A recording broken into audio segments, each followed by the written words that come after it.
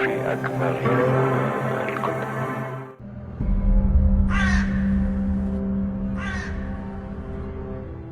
Hello, patriots. Welcome back to the Conservative Crows, where we discuss the current government's actions and policies that we believe are detrimental to our constitutional republic and the American way of life.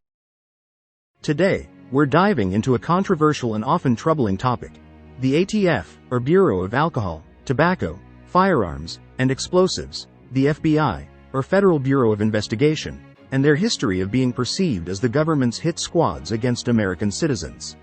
From Ruby Ridge to Waco, Texas, and the recent case of Brian Malinowski in Little Rock, Arkansas, we'll explore these events and discuss why U.S. citizens need to be prepared for any encounters with these agencies. First, let's talk about Ruby Ridge. Ruby Ridge is a remote area in northern Idaho where Randy Weaver, a former Green Beret, chose to live with his family. Weaver, his wife Vicki, and their children sought a life away from society, driven by their survivalist beliefs. In the late 1980s, Randy Weaver was approached by an undercover ATF informant who pressured him into selling 2 illegal sawed-off shotguns. This sale led to Weaver being charged with firearms violations. When Weaver failed to appear in court, a warrant was issued for his arrest, setting the stage for the confrontation. The situation quickly escalated into a deadly standoff. On August 21, 1992, U.S. Marshals were sent to surveil Weaver's property. The Marshals, who were camouflaged and hiding in the woods, encountered Weaver's 14-year-old son, Sammy, and family friend Kevin Harris walking down the path. A shootout ensued, after agents shot and killed Sammy's dog, resulting in the death of Deputy Marshal William Deegan and Sammy Weaver. The situation escalated rapidly, and the FBI's hostage rescue team was called in. The next day, an FBI sniper shot Randy Weaver in the back while he was checking on his son's body.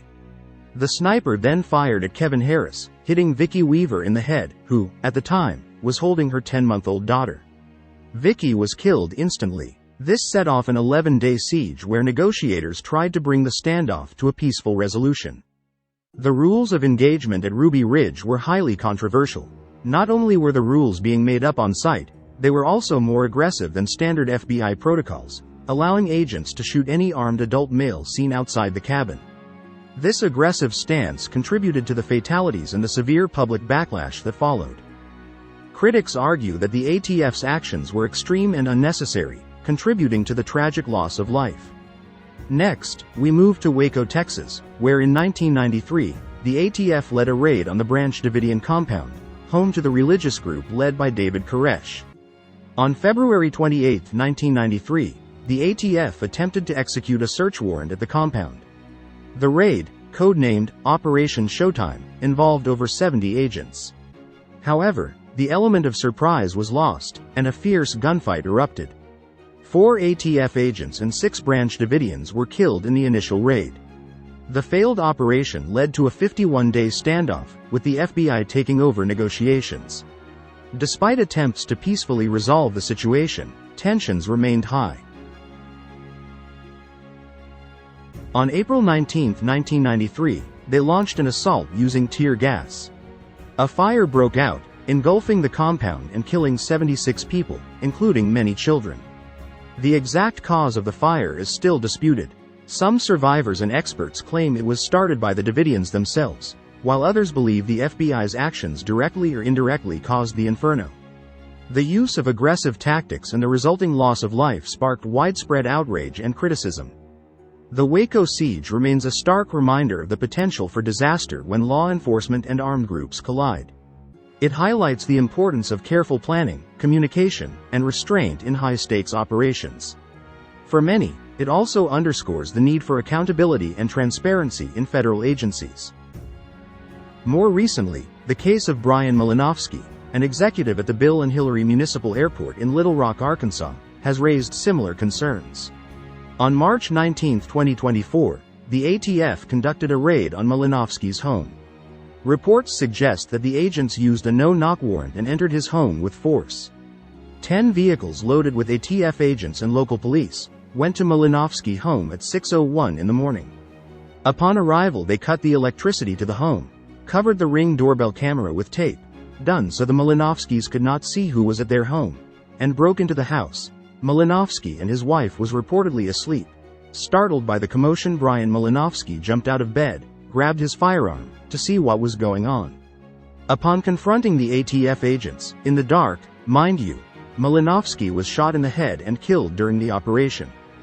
The time from placing the tape on his Ring doorbell and killing Brian was only 57 seconds. And what was the ATF raid over? Brian Malinowski was under investigation for selling weapons at gun shows without an FFL license. The ATF search warrant the ATF had was just to search his home for firearms, that's all. The box to arrest Malinowski on the search warrant was not even checked. The raid and Malinowski's death have raised many questions. Neighbors and family members have described him as a peaceful individual, and there is significant public outcry regarding the necessity and execution of the raid. Critics argue that the use of no-knock warrants can escalate situations unnecessarily, leading to tragic outcomes like this one. Details about the case are still emerging, but this incident echoes past ATF operations where lethal force was used, leading to tragic outcomes. The use of no-knock warrants and the apparent lack of de-escalation tactics are significant points of contention. So, what does this mean for U.S. citizens? It's crucial to be aware of your rights and understand the potential risks when dealing with the ATF. If they come knocking, especially with a no-knock warrant, you could be at significant risk or killed. The agency has a history of using aggressive tactics, and encounters can quickly become dangerous. It would seem the ATF and FBI are judge, jury and executioners as they see fit. Make no mistake, they will kill you. Preparation and awareness are key. Know your legal rights, stay informed about any legal issues you might be facing, and have a plan in place if law enforcement shows up at your door. Remember, the ATF's primary goal is enforcement, and they often do so with extreme force. So, are we now living in a country where its citizens are being executed by its own government? Seems so. These are just 3 examples of our government's authoritarianism and Marxist tyranny. There are many more. We need to demand accountability and transparency from agencies like the ATF to prevent unnecessary violence and loss of life. The examples of Ruby Ridge, Waco, and Brian Malinowski serve as stark reminders of what can happen when things go wrong. It's up to us, as citizens, to hold our leaders accountable and demand that they uphold the principles of democracy and the rule of law and the American way of life. So, let's stay informed, stay engaged, and never forget that we have the power to shape the future of our country. If you like this content, don't forget to like, subscribe, and hit that notification bell for more content like this. Until next time, take care, be safe, and thank you for watching.